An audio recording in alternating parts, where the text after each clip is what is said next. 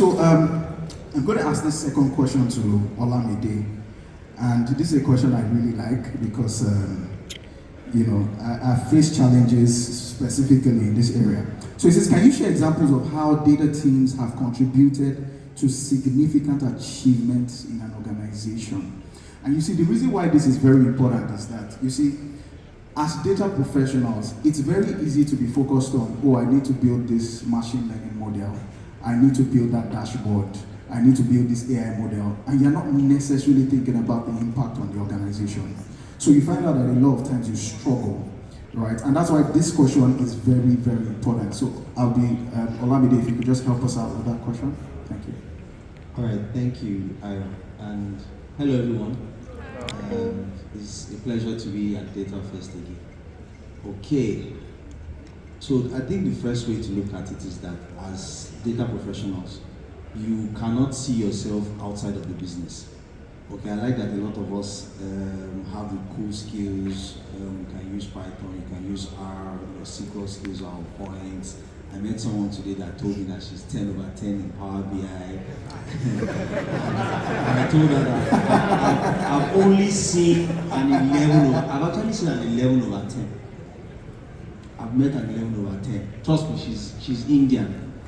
That by the way. So the skills are good, all right, but then see yourself as a business owner, all right? If you have a company and you hire someone with the best talent and you're not making ends meet, you're not making profit, would you still keep the person? Probably not.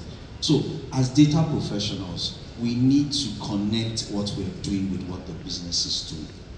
Okay, in my own organization last year, I didn't wait for my bosses to tell me, measure the impact of what you are doing in monetary terms. Monetary terms simply means naira and kobo.